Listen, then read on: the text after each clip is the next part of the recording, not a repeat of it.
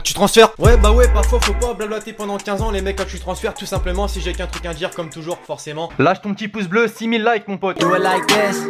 I've been on the ground like this, like this, like this. Do you like this? Et on perd pas de temps l'équipe, on entre directement dans le vif du sujet puisque ça chauffe. Ouais ça chauffe en Espagne, plus particulièrement du côté du Real Madrid les amis, puisque cette semaine une énorme news a fait surface dans la presse, celle concernant Lewandowski. Ça fait vraiment un très long moment que son nom est associé à celui du Real Madrid, et bien ça devrait être encore plus le cas cet été les mecs, étant donné que Robert Lewandowski aurait l'intention de faire pression auprès de ses dirigeants pour le laisser filer au Real Madrid cet été. Une info qui nous vient du média Sport Bild, les mecs, ce même média nous a même annoncé que le buteur polonais ne souhaiterait pas poursuivre sa carrière en Bundesliga, bien que ses dirigeants envisageraient de le prolonger. Feu vert pour Lewandowski donc, mais feu vert également pour Zidane les amis. Ouais pour ceux qui se souviennent, le 21 mars dernier, l'entraîneur français du Real Madrid a révélé au quotidien AS qu'il était d'accord pour un futur transfert du buteur polonais vers le Real Madrid. Tout porte à croire que ce transfert est donc faisable, surtout quand tu sais que cette saison Karim Benzema, buteur phare du club espagnol, est en situation plutôt délicate, hein, je pense que vous êtes d'accord avec moi. Alors vous, les mecs, qu'en pensez-vous? Dites-moi tout ça en commentaire, est-ce faisable ou non? Toujours du côté de la capitale espagnole les amis, si le secteur offensif risque de beaucoup bouger, en tout cas en termes de négociations cet été, c'est également le milieu de terrain qui va être visé les amis, puisque selon la presse, Ronaldo, tu vas me dire qu'est-ce qu'il a à voir dans toutes ces affaires alors que c'est un joueur et que c'est pas lui qui gère les transferts? Bah ouais les amis, Ronaldo aurait suggéré à ses dirigeants de recruter Marco Verratti pour renforcer le milieu du Real Madrid. Il était tout proche d'un départ pour ceux qui se rappellent l'été dernier du côté du Barça, mais non,